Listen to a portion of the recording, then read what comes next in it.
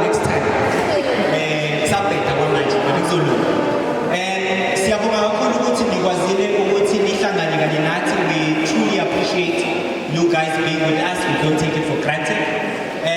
The purpose for today is just to bring civil society around Sebokeng together to engage on the different issues that we are fighting for or fighting against GBV, fighting for gender justice, fighting for equality, fighting for recognition. There are many fights that we have or engagements that we need to have in order to make action and the change that we want to see in society.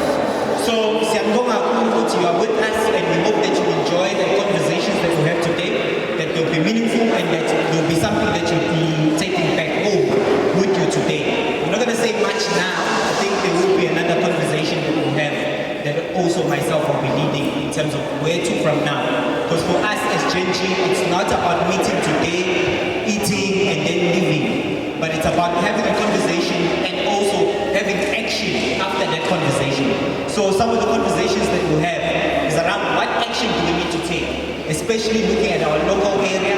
It's not about the country, it's not about Johannesburg, it's not about KZN, but it's specifically to us here. What are the things that are affecting us, or even who is the person affecting us, and how do we tackle those issues of things or who's, so that we can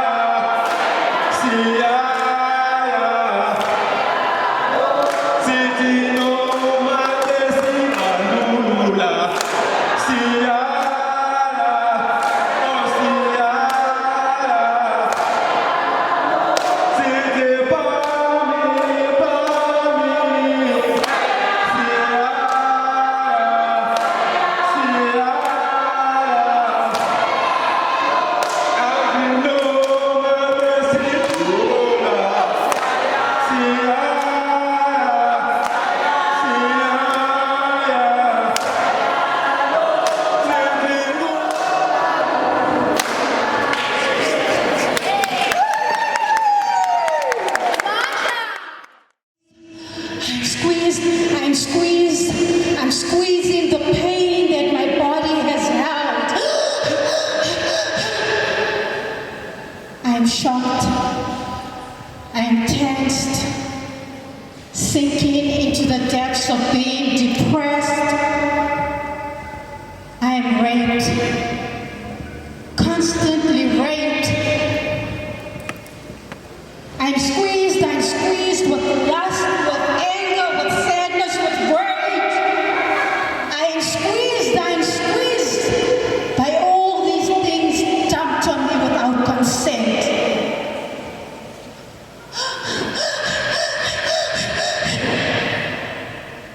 I am tired, I cannot breathe any longer, and no matter how loud I scream, I am unheard. My voice is unheard, constantly unheard. I am raped, continuously raped, taped to injustice. I close my eyes because I'm used to the darkness that seeps through my veins. I'm used to my mother, my father, the society, ignoring that I was raped, ignoring that I was abused, but I won't I won't keep quiet any longer. And when I release, when I finally release, it won't be my tears seeping through every part of me, squeezing the life out of me. It won't be people telling me to keep quiet or how I should advocate. It will not be a slow death. When I release, I won't be squeezed into a corner. My body won't be dumped on. I will release at my own pace. I will release in my own space. Justice will not be in the next person's hand. Justice is in me. And I am validated. I am always validated. I am me, not only a survivor, but a human being breathing, even through a heavy chest.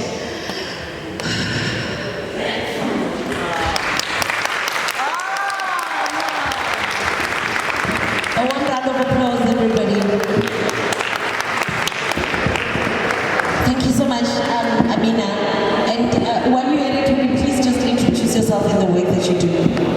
Okay. Greetings, everyone. My name is Amina Msusa, and I'm an advocate for holistic health and wellness, which means I do not only focus on the body, I focus on mental health, I focus on spiritual well-being, learning how to connect to God within, learning how to breathe in deeply, but breathing in with relaxation. And I also advocate for children's rights and also healing in every area of our lives. There are different forms of injustices that we experience, from healthcare to even our homes in our communities, by our family members. Rape occurs in so many ways. It occurs mentally as well. And I'm here to share ways that we can heal not only our communities, but start the healing in our homes. Thank you. Thank you so much, Amina. I'm definitely going to come to you, Ronald, because I'm very curious. I know that there's other social workers in the room, and whenever you feel like you want to make a comment, like I said, there is a mic just here in the middle, and you can come in and make your comments as well. And Ronald, if you could please just start with introducing yourself and really to tell me about your work in the Val, and what is the stance of gender-based violence? What is happening?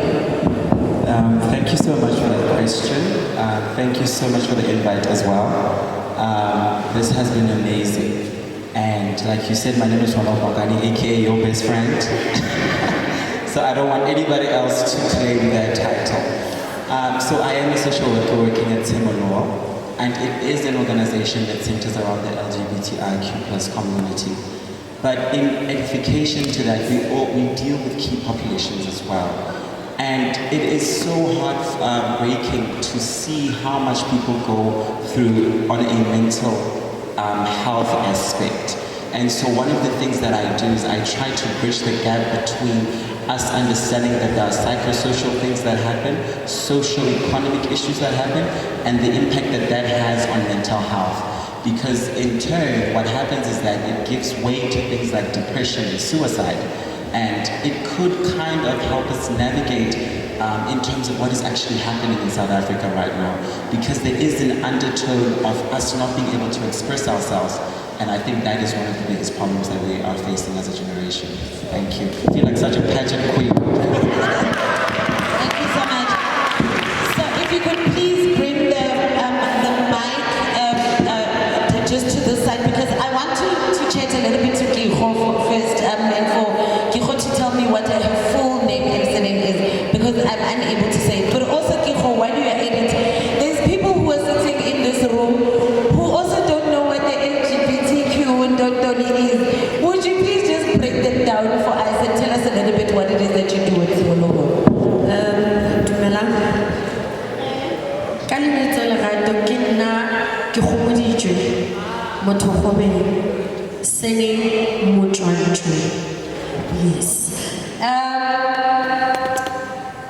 Before I say anything, I'd say that one of the things that Simulho got right, like out of everything that we do, what they nurture for right, get the fact that we have LGBTI social workers within the organization.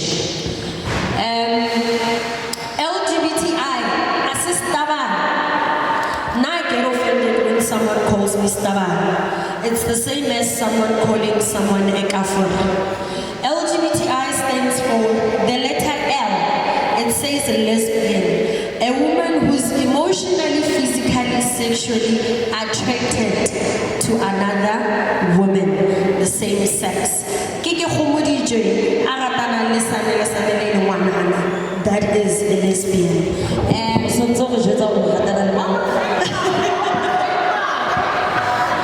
Hands off. Gay, the letter G means that this is a man who is emotionally, physically, sexually attracted to another man. Now, before you talk about the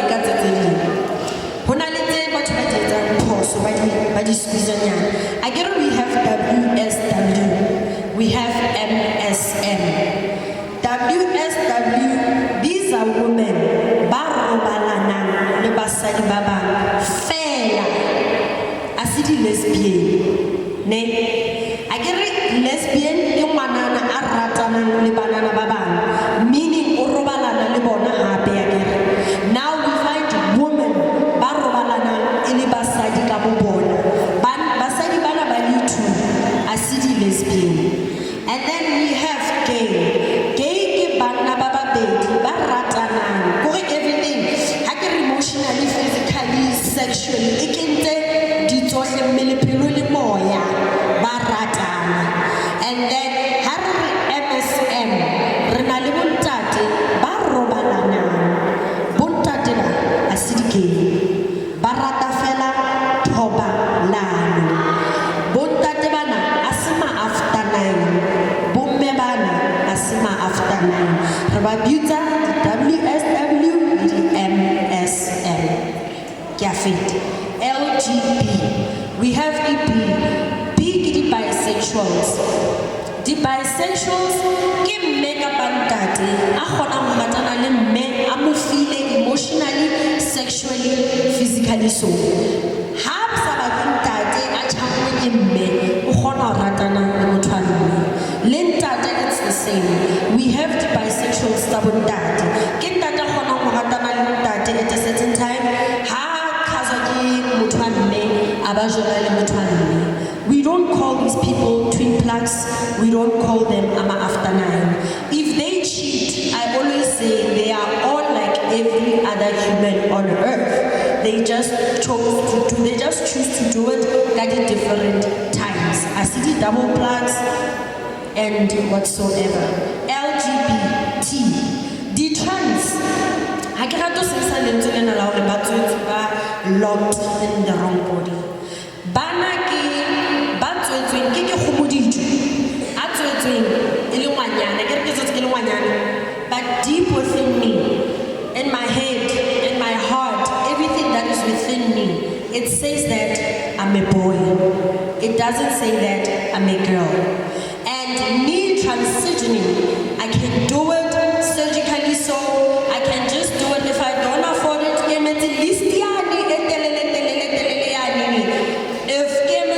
If I can still go on.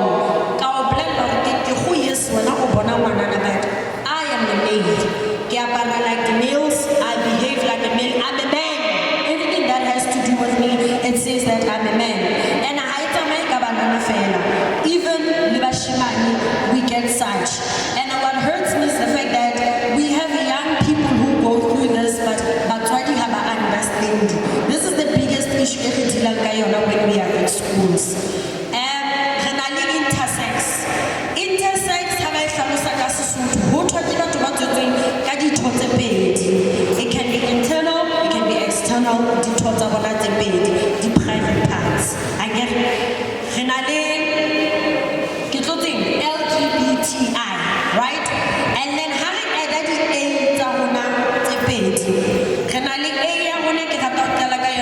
alliance are supporters in every way, and we thank you. Asexuals, they can be in a relationship, but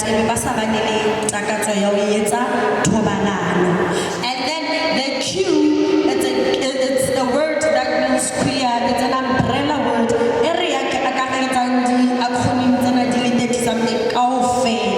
Leather plus, it shows that it's That's why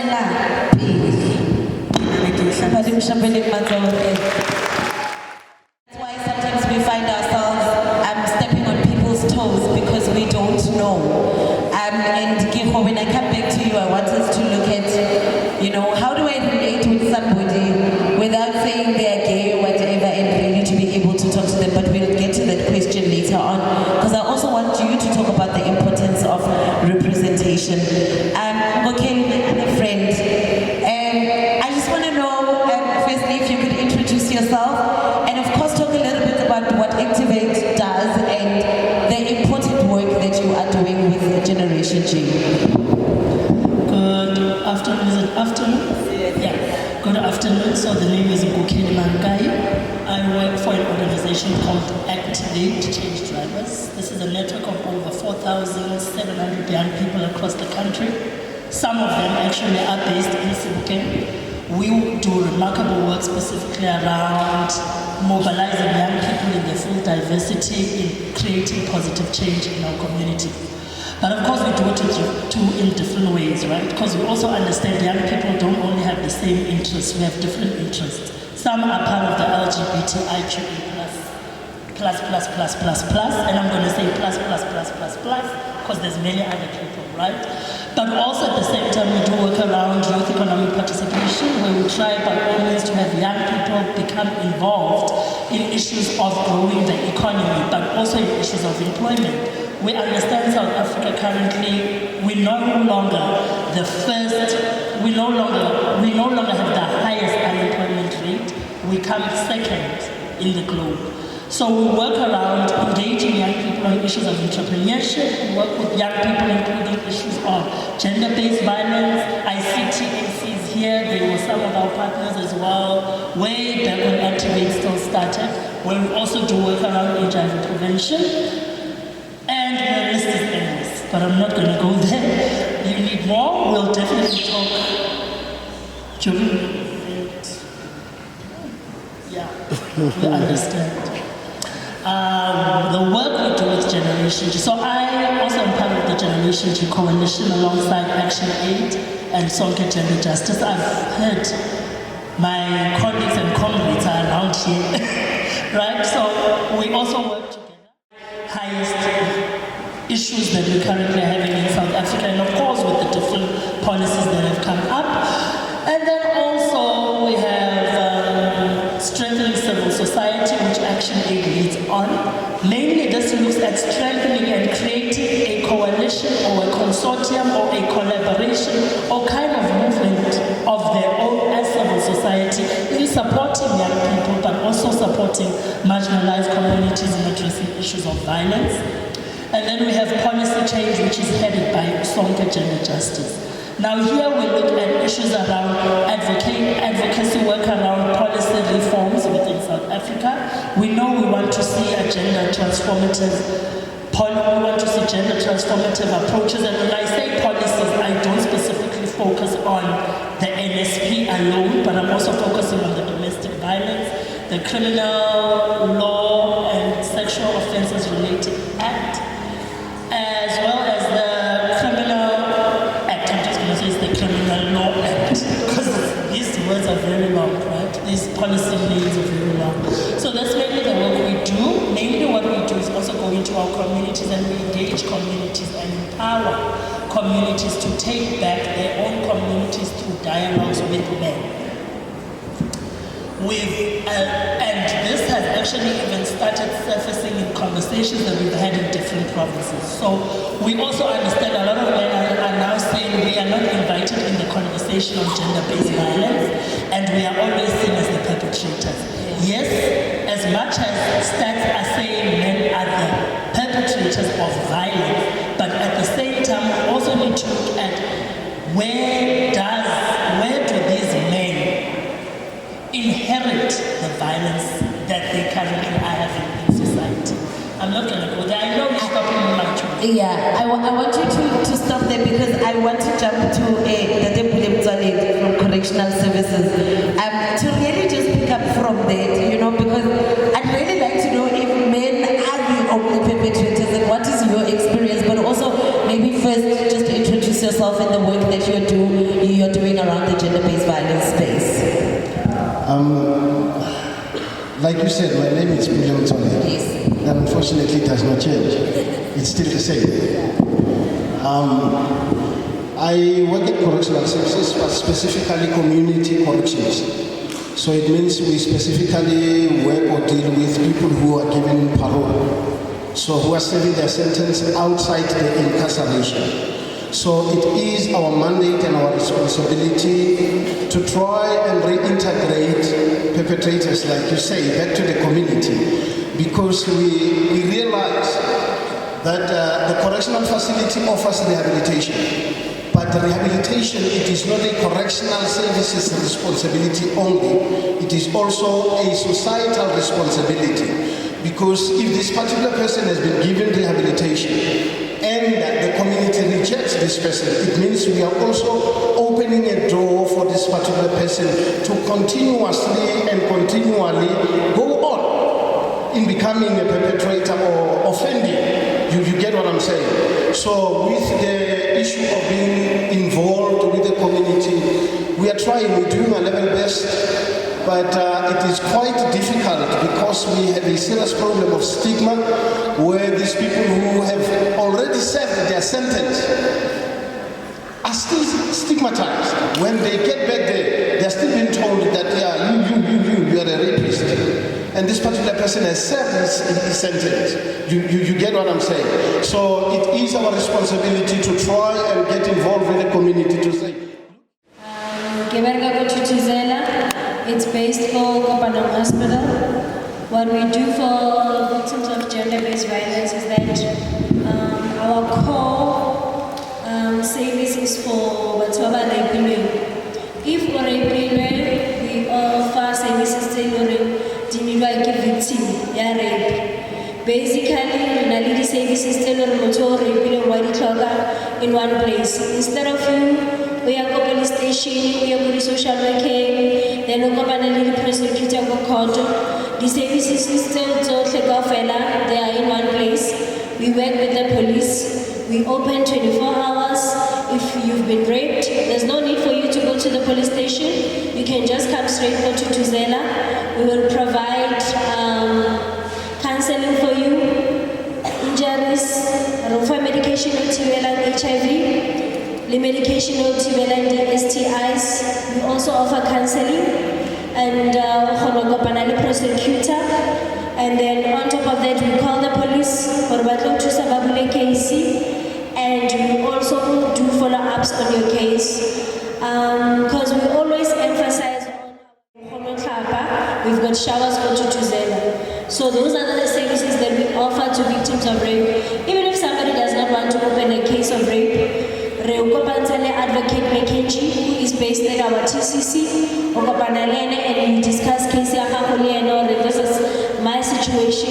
Then after talking to her, then you can decide whether we like Casey or not. But basically that's what we do. We are the only Tutuzela in City Bank, unfortunately, at this current moment. Like I said, regular 24 hours, rebased Kokopano Hospital. I also just want to ask a very important question. If you work both with women and children and men and boys, because most of the time when we think about Tutuzela centers, it's always just about women and girls, and I'm just wondering if there are services for boys, because men and boys are being raped against guys. Yeah. I think most of the time when we say gender, gender includes everyone. It's just that it's violence that is based on a specific person, like you are being attacked because of society, you are being attacked because maybe you are seen as a weaker man or what. But Tutuzela, we say this everyone. We've also had they were raped. You are sitting with your friend. Somebody that you myself now, I'm dealing with it within our community. Now I think maybe the main cause, just to add, because intermittent witnesses in the one in common, just to add on that, we call it that facility as correctional services. We are there to be corrected with our mistakes or acquaintances in the previous. Now, you get sentenced for 15 years, right? Within that 15 years, you educate yourself, or either you wanted to become a lawyer or a teacher, you study inside the facility. But I think the main aim that makes ex-convict to go back to what they are doing is because I think the government also is feeding us, because I won't be employed because you have a criminal record. So you see how painful it is. That 4 years. I'm corrected, and you're saying it's a correctional service. You are correcting me for my mistakes, of which no one mistakes.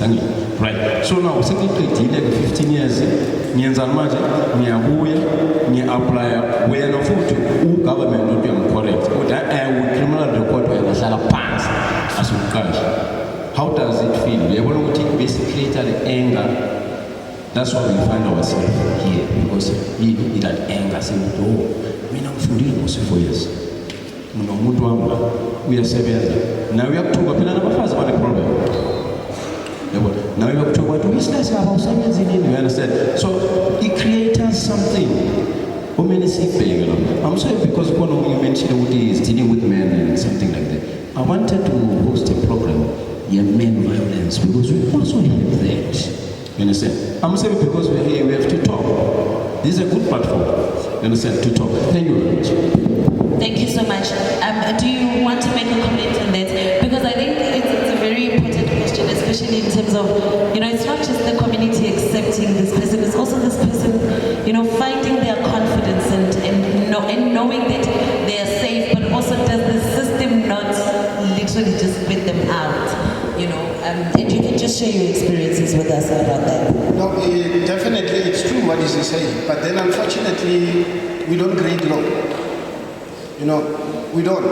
We find the law is there already. You understand? And we cannot just jump on top of it. We try that. We really need to get involved with organizations that could be able to help. Because when you have to change the law, it's a process. It's not something that is done instantly. And unfortunately, I'm in a position where I cannot say this particular person must be.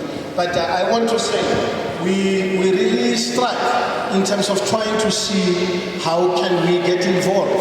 I'll tell you practically, I went to Mitara. And they told me the same thing. They said, no, our policy says we cannot employ people who have criminal record. I said, okay, it's fine. I respect your policy. But this is what I want you to do. Because you are one company which is big and in this region. What is it that you have in place as a program that you can give to me and you must fund it so that we can be able to help these people. Because now, if you are not going to do that, then it means we are also opening a door for the high possibility of a crime.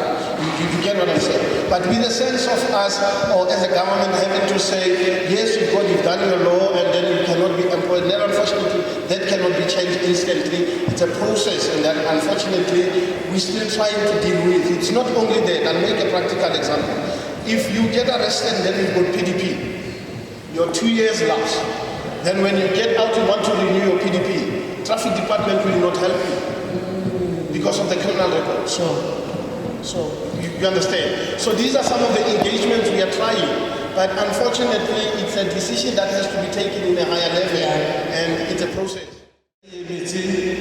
Family violence, child protection, and sexual offenses. Previously, the Bitswa Child Protection Unit. We are based at Fulenafe. It's a unit within the SAPS. We serve all the stations in City Bay. Case can be opened at Orange Farm or anywhere. There's a member on standby, go there and take the record and investigate that record. Remember, the purpose of investigation is to detect the truth, nothing else. Anybody has the right to open a case. It made that case happen 20 years back. It is your right to open that case.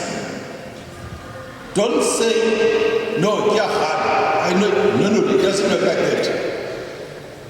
Investigation will prove that. Receivables are look at these cases. As we said, rape is number one case. The most common one in City Bay is rape. I may sit here and shame you think that I'm smart. Only to find I'm a serial rapist. At night you don't know my movements. The second case, child neglect. The most serious one, it happened everywhere in Kolo. The females, sexual assault.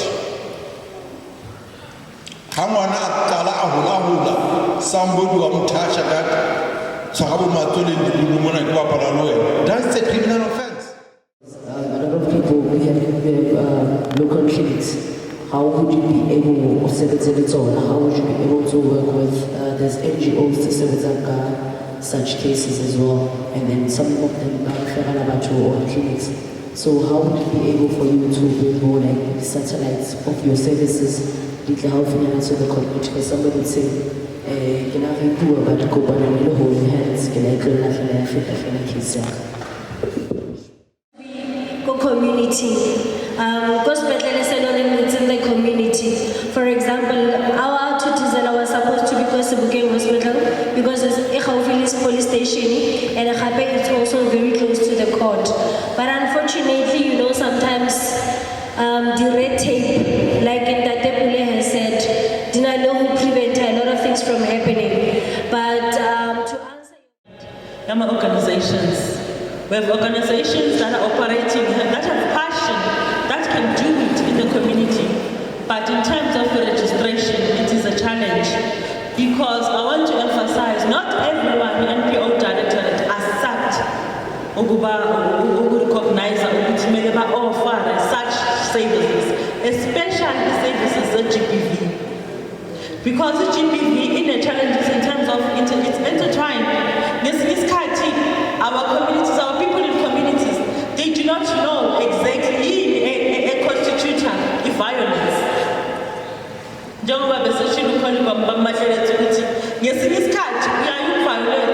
But you don't know when you are doing this, it's violence. So that's why it is very going to recognize as an organization, you need to do your research. You need to be able to know, to differentiate between, for instance, I'm working with victim empowerment. And then if you are coming to say to me, I'll be offering a victim empowerment program, but you need to be specific. Are you rendering services to women and children, of which years why within departments and in the system? Or are you rendering services to the LGBTI community? What exactly that you are doing in terms of the LGBTI community? That's why it's important to say nothing about us without us. And I'm glad that today we have such in our vicinity, especially in the Vaal Triangle. And also, you need to be specific in terms of women and boys. We never had such a program in the whole department nationally that focuses on men and boys. We have a challenge in our communities whereby our boy children are molded or are orientated to be strong. And that's why today we're sitting with a problem with grown men who aren't able to deal with their inner selves, who aren't able to give stability to their partners, to their community, because themselves, they don't have stability. How can you give something that you don't have as a person? So our government realized that maybe if we were to work with the boy child from a young age so that they can grow up who are stable, who are able to recognize themselves as human beings. Hence this Men and Boys program was started. So I would say, safely say, LGBTI community services as well as a Men and Boys program are new in the program, also nationally in terms of social development. Still, it's not easy ukuba the Men and Boys program, because remember, our men were orientated to we are the bosses of Sinama Boss and in the homes, in the community.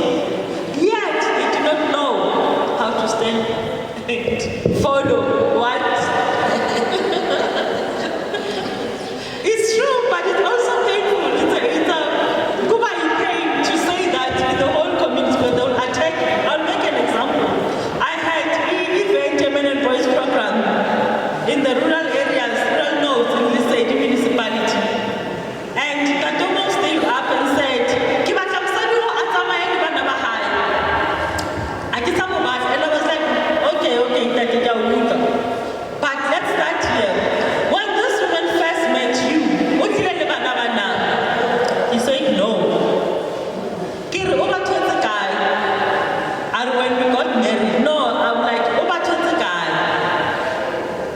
and then we made them, meaning she never had them. She got them from you. So which means how. So it goes deeper if you look at it. Because some of them, even today, you get grown men age 60, they do not know that in fact, and that they are supposed to be coexisting with. Thank you so much. And I'm going to come back to you. I'm going to take the two questions and then hand over to Song. And then I want to come back to you to talk about the importance of representation of the LGBTQIAPK+ community. Because, it's as if Sifuna special treatment, to other people. And it's so difficult why we are not having the same conversation already as a country, especially if one person is sitting at DSD and he has to be the one that is fighting for all of us, and we'll get to that. Can I please take both your questions? Bengicela nje umuntu ofuna ukuba ne-meeting angaya ngaphandle lebu. So there are cases more she or he is sexually offended. So the perpetrator maybe get breadwinner in. So the family decide, alright, let's stop the case. So as an social development, how do we support those kids? Or the kids that want to, because sometimes she's being, or he's being oppressed, or The law enforcement and even the correctional services. I mean, there was a viral story that went around on Facebook for me. A trans woman was arrested, and after she was arrested, she was put in a facility of women. Right? Yes, we all want that. And then after this trans woman was put in that facility, she now had sex with other women at the prison. And then now it was like, oh, everybody was like, oh, okay, they call themselves trans and then they put with women and then they rape women. I want to know what the correctional facilities are doing for transgender people, especially trans women of color and trans men of color. And also, I want to know about my case, because trans people are violated almost every day in City Bay, and nothing is done about that. They can't go to the police station, because when I get there to the police station and I report and they find out that I am a trans person, it all becomes about my gender. It becomes about what's between my legs, and we forget that I was violated. I would say this because I have personally experienced this, and I felt it was a very disgusting behavior by the police, because we have such a beautiful constitution in South Africa, a beautiful constitution that says we stand for the LGBTR rights. We say that no to violence, and we say nobody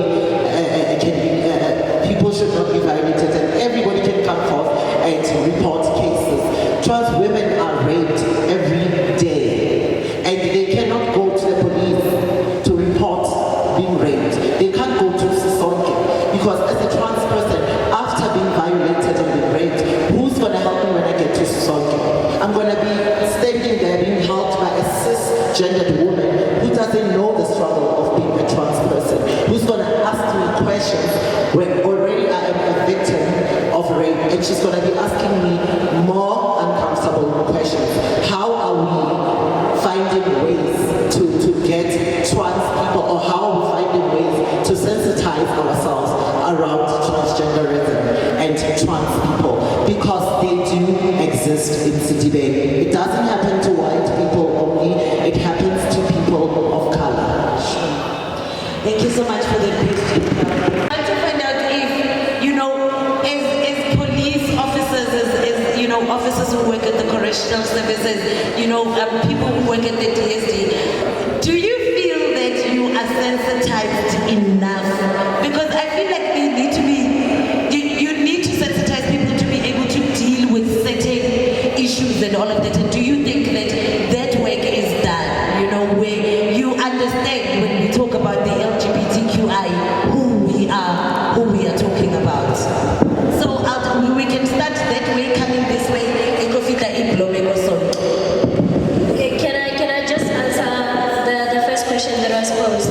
I think she asked her if Wana Ale underage are raping her, what do we do about that? How can we help, especially the perpetrator in control? And then the second question that she asked is that if a child is 15, 16, 17, a report a rape, can they come on their own? I just want to make all of us aware. I think it's according to the Children's Act, and also the Sexual Offences Act. It says we have a duty to report. What does it mean? All of us have got a duty to report. I get a naked calling when I'm a victim assistant officer. If you know of, and then I find out that when I go next door,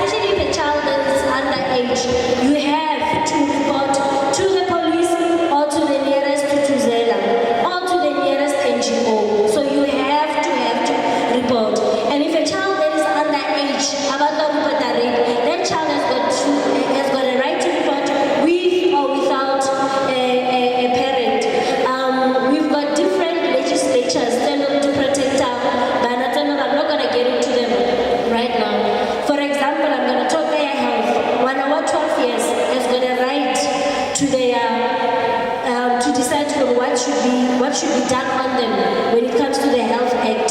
So it means when one 12, 13, 14, 15, even what 10 years can come and report to any institution or they've been raped. Ne? And then just to touch on the second question that was asked, go to Tuzela. I'm going to speak about the Tuzela especially. I'm an ally. You know, I've always been an ally because I had a brother, unfortunately, he passed away. So now, currently, Department of Health is doing everything in its power for staff so that they can be sensitized when it comes to the LGBTQI. You know, sometimes you see Poliwe wearing a dress and then you're like, hello. Client Service Center. Anybody who was there, and those people, they will not touch you. But if you are not satisfied with any assistant, you have the right to see the station commander, the commissioner. You have the right.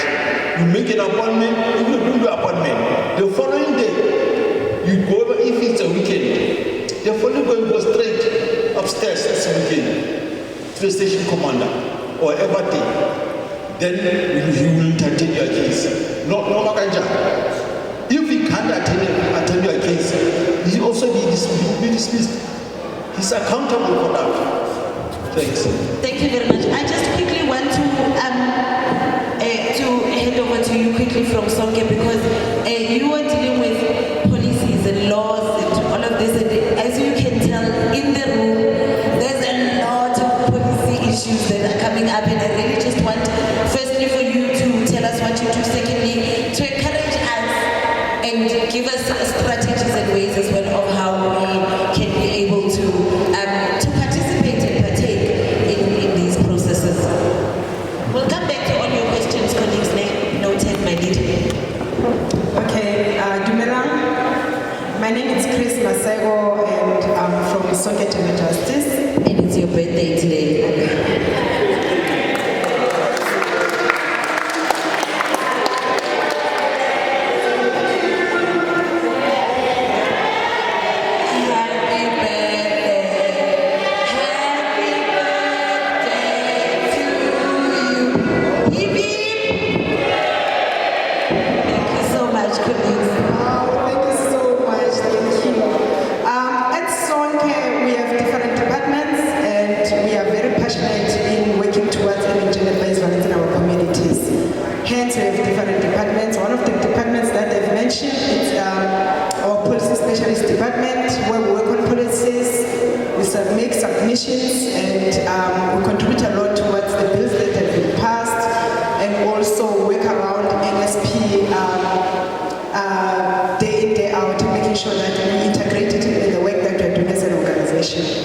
Sonke is also working with men a lot.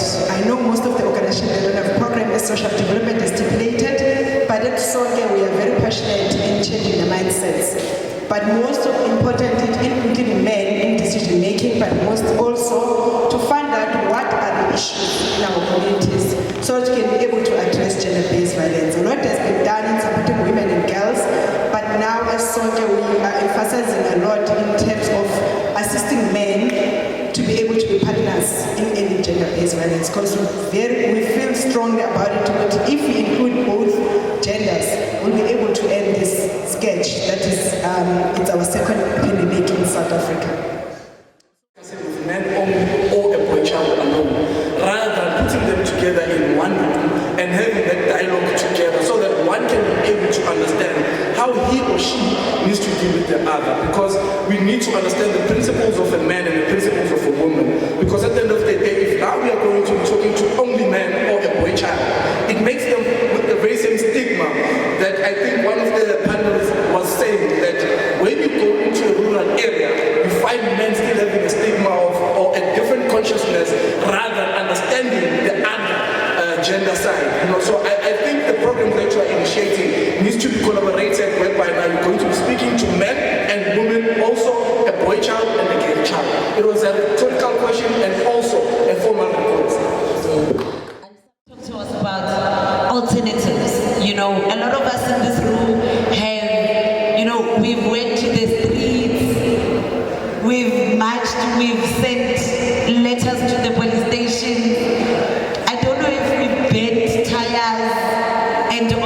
you know, there's a case tomorrow, and then it's even worse because they say, "Bakuphi ama-feminist bahambe bayomarcha e-court." Angaze ngizwe sindile kuthiwa naba abo-brothers nama-hotmani bayahlangana bona bayamarcha bayobheka nebhareli mazintombazane. Kumele kuhlale kuyitha abomama esigijima estradini. What are some of the alternatives? Okay, so firstly, when we think about alternatives, each and every speaker mentioned information. And I'm surprised the education of department is not here. Because when we speak about awareness, we can have training sessions, we can have the correctional service present, we can have different forms of dialogues. But in those dialogues, the training sessions, are we aware of the extent that each person in that room, how far has their self-development went? What are their learning styles? Because in this room, we all have different learning abilities. We do not learn the same way. So we come in, we share the information, but we do not acknowledge while we share that information, it's not processed the same. It's not comprehended the same. So sometimes we'll be surprised, why did so-and-so go for this training, but they're still doing this? Why is it that they understand of the different groups, but they are still comprehending? And I like what he mentioned about the segregation. Because we can speak with women separately, we can speak with men separately, and overlook the whole human being. Because it's still focusing on gender, it's still focusing on enabling stereotypes. And in the dialogues, are we actually releasing those stereotypes associated with it? So even with the learning of policies in a classroom, everyone can learn that policy, but not everyone will understand it. So how are you actually dealing with the psychological and the spiritual impact of the crime?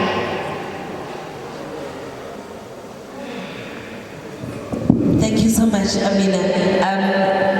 I totally agree with you around education, and now you've just made me question myself, because now I'm trying to figure out how do I learn, and am I hearing everything that is being said here today? And yeah, but thank you so much for that. Say you want to make a submission and then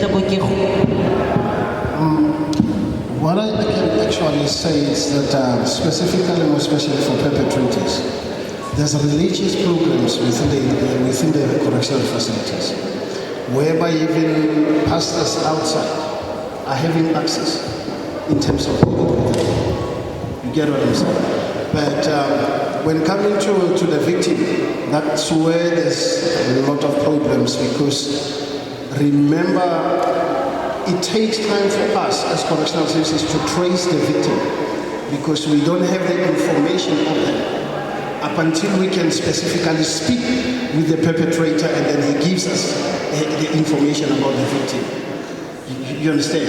It is only now recently it has been introduced that when a person when a person is placed on panel, then we get the information. We can now trace the victim and refer them.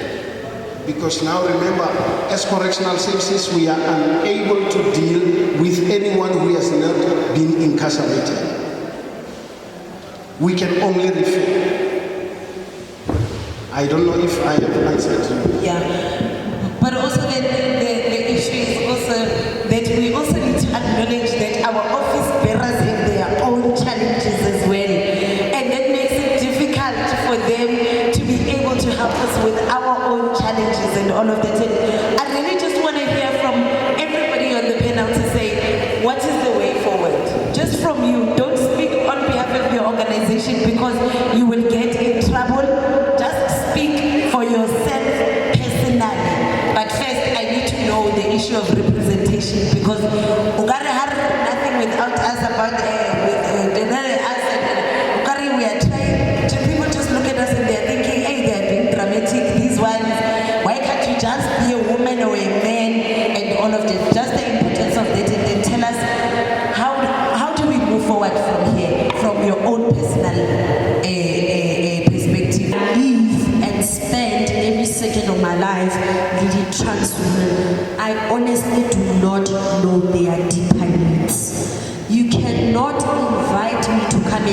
decisions for a gay man. You cannot invite me to come and take a decision for a trans woman, a trans man, and intersex when I am a lesbian. There was only one gay man within the space. Four trans women, one trans man, and the rest we were lesbian. Now, it gets to this point again. It's the same as Hari attention. The colors attention. The attention that we're supposed to be getting, we're not getting. Attention, attention now, my my teacher used to say to me, listening is a skill. When you listen to understand, never to argue. Now the people, all they do is that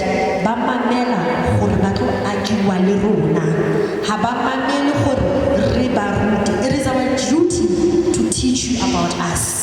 After the second step, it is my duty to tell you my needs, after teaching you that, it is my duty again to say to you, I think this is a route that we should. The first one is actually a request, not a question. Why are we still buying Aquilos in such programs? When we have so many black people that are making water bottles, that we're supposed to be helping and growing their business and improving them.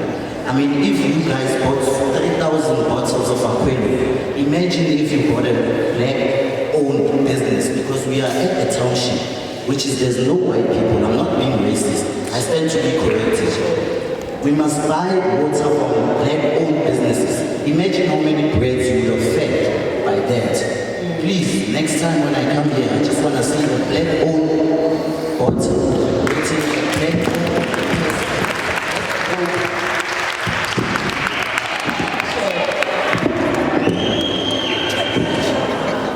Let's invest in black people.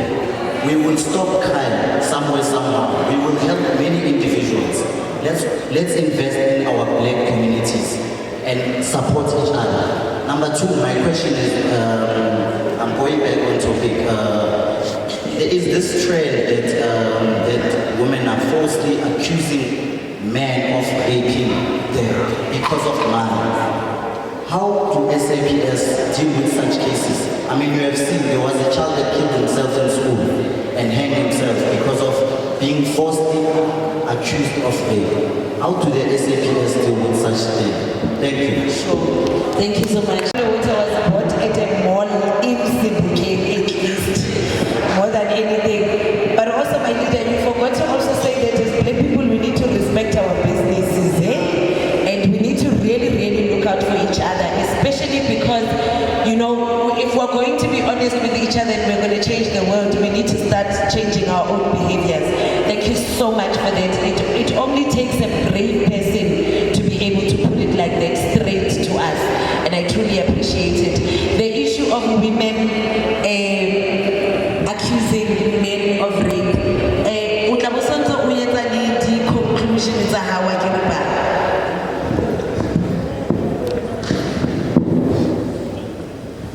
It's very simple. This case is a false case. Let me come here first. There is a situation whereby there was a consensual sex between the two partners. When the train is in motion, and then the partner says, remember, I'm saying, everything is done. And she says, stop. Immediately says, stop. Whereas it really be happen. You must stop. It doesn't matter how high you are at that time. You need to take it out. Because he said, stop. But if you continue, now it's rape. Rape is a permission. If you don't have permission, violation that constitute rape. I said when I need to start. A false case, we do have false cases. I can give you some clues about the investigation. The most important person, except the complainant, the first reporter. Each and every case, it can't go to court without a first reporter. The first person almost waits after the incident. The second, I know case already had a witness. There must be witnesses. Where were you at that time? She must explain. There is no way that we can do. The only time where person can go, that one mama is true. Women, who can one wana tholeke injustice. Abaring that we repeat. Wana ukule hati mungu. In that sense, go to jail. It's only where people can go because a child can explain what happened. In that situation, injury is there. There is nothing that we can do. She's a witness, and the medical report is positive. What must we say? There is no rape. It will be injustice to that child. You will only God will decide because there is no way that we can justify it. It's a great injury here. Meg, she's a witness. Thanks me. Oh, my conclusion. Yes, sir. I'd like to say, Kibatawe, for problem is most of our cases, they happen between 8 and 4 in the morning. Kibatawe, bungataba cases are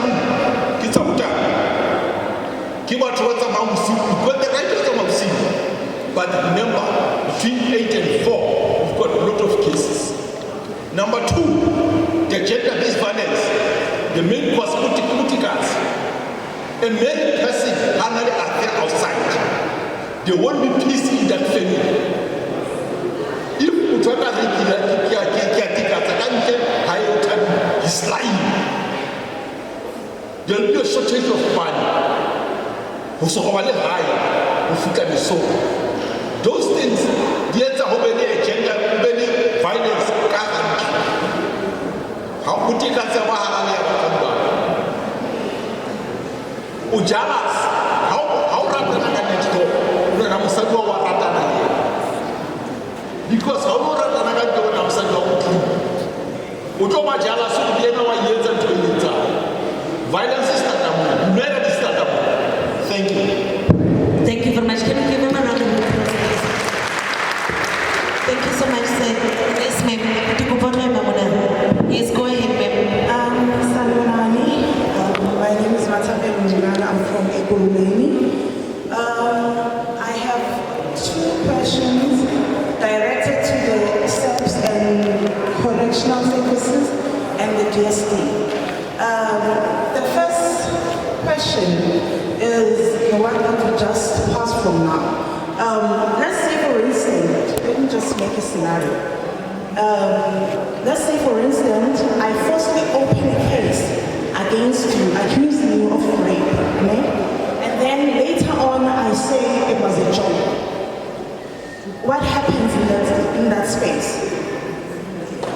What step should as I have accused you, what step would you take?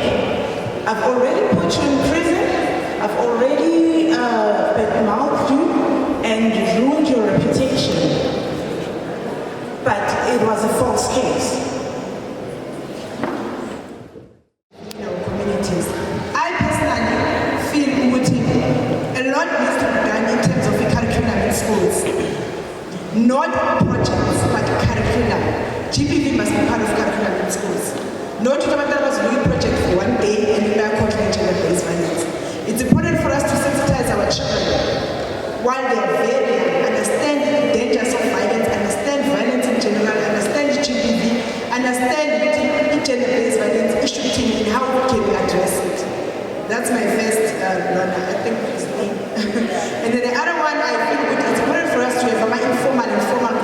corrections. In a text, you can see with this woman, it's badly bruised. And you can see when she's even afraid, people are talking about her, or yeah, she's sharing a story, or she's talking on the phone to shine this or whatever. Because I have information based on that, let me support that woman. Let me tell her what are remedies that are there that she can use. It's important for us as a society to utilize our resources that are there to address gender-based violence. So it's important for us to advise our people to have our informal conversation. If you are, let's have this informal, because we can't wait for Action 8 or Activity to come and do a workshop. That is very expensive. Sometimes we come for food and t-shirts. So let's have an informal conversation. Wherever we get an opportunity, let's talk about gender-based violence and share the knowledge that we have. And then the last but not least, collaboration. It's important for us as organizations to collaborate. Sonke is one of those organizations that believe in collaboration. You can see most of the teachers that are here, people are wearing, they've also received the gender justice law. My name is Jabulu Botlai. I am from the Market Photo Workshop based in Johannesburg, Newtown. The Market Photo Workshop is a photography school that was established in 1989. We are one of the biggest photography schools on the continent. We've produced some of the most renowned photographers on the African continent. And basically, under the Market Photo Workshop, we have a department that I work at, which is the Public Engagement Department. And what we do is basically go into communities and offer the skill that is photography. It's important for us to do this because in a lot of communities that we come in, black kids and youth don't believe that photography is a career that you can tap into. These are things that they see on TV. They don't think you can make money out of taking pictures. I mean, you can see Ubud who's basically recording here. He's probably getting paid to do this. That's a career that he can extend. And the way we maneuver this is using photography to tell stories that are happening in our communities. A lot of the times media saturates with stories that are told, particularly gender-based violence. It will tell you one side of gender-based violence and never really tell you the bad side of it. The root of gender-based violence, how it starts, the men that are affected by gender-based violence. It won't tell you a lot of things. So we aim to gather people in communities, give them the skill of photography, to go out there and tell the stories that they experience. We don't want to then sit and say, well, you experience gender-based violence, we're going to tell the story for you. That's not what we want to do. We want you to have the tools to tell your story, to be able to tell it in the way that fits you, in the way that is comfortable to you. So we work with organizations such as organizations like this panel, collaborate with them on how they can link us with people on the ground so that they can tell their stories, so we can give them the skill, so they can go out there and show people what it is that they experience. It's one thing to tell someone's story, but it's also another thing to give them the tools to tell their own story. I think as the Market Photo Workshop relates a lot to Mrs. about representation. We're big on representation because we feel as though it's very easy for you to misrepresent someone and tell a false narrative of them based on what you see. Meanwhile, you don't know the story that they keep with them, if I'm making sense. So that is basically what the Market Photo Workshop does. And as alternatives, I think conversations like this, which is something the Market Photo Workshop advocates for, in our gallery spaces, we have monthly conversations where we sit down and look at artworks that are created relating to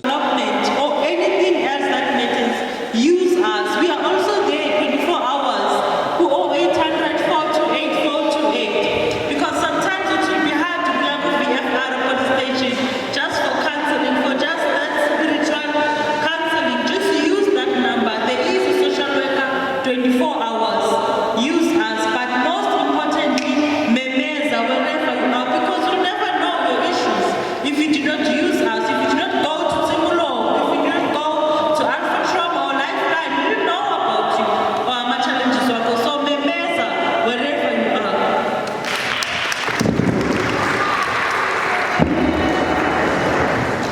Okay. Personally, I want to say correctional facility has become a different atmosphere now than before.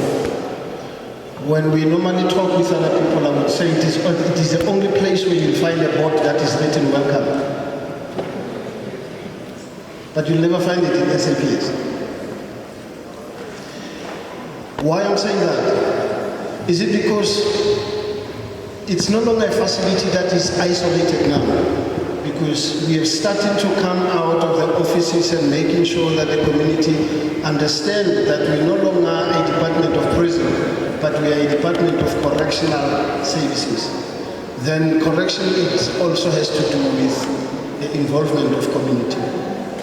So I am saying the doors are open. You can come. And we would love